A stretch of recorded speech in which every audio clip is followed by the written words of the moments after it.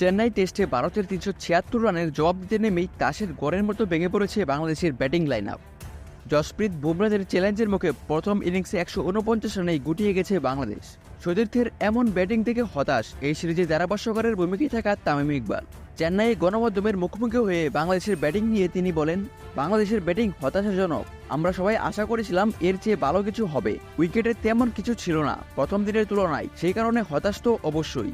আমরা চাচ্ছিলাম বাংলাদেশ অন্তত ভারতের কাছাকাছি রান করুক, তাহলে খেলাটা একটু রোমাঞ্চকর হবে। চেন্নাইয়ের উইকেট কঠিন ছিল বলে মনে করেন না তামিম, মূলত টাইগার ব্যাটাররা বোল্ড শট খেলেছেন তার মন্তব্য। এক্ষেত্রে ৪ উইকেট নেওয়া জসপ্রীত বুমরাকেও কৃতিত্ব দিতে বলেননি তিনি। উইকেট কঠিন ছিল এটা বলবো না, কিন্তু কিছু দারুণ ডেলিভারি ছিল, আবার বাজে শট সিলেকশনও ছিল কিছু, সুতরাং এটা একটু মিক্সড ছিল। উইকেটে একেবারে সুবিধা যে পাইনি তা নয়, নতুন বলে অবশ্যই সুবিধা পেয়েছে, কিন্তু কিছু ডেলিভারি আপনি জসপ্রীত বুমরাকে খেলেছেন, সে বিশ্বের সেরা। কিছু ডেলিভারি খুবই ভালো ছিল, পাশাপাশি আমরাও কিছু বোল্ড শট খেলেছি। বুমরা একাই ৪ উইকেট তুলে নিয়ে বাংলাদেশের ব্যাটিং লাইনআপের কোমর ভেঙে দেন, যার ফলে ৩৭৬ রানের জবাবে ১৪৯ রানে থামতে হয় বাংলাদেশকে। ২২৭ রানের বড় লিড পেয়ে যায় ভারত। সে লিড দ্বিতীয় দিন শেষে গিয়ে ঠেকেছে ৩০৮ রানে।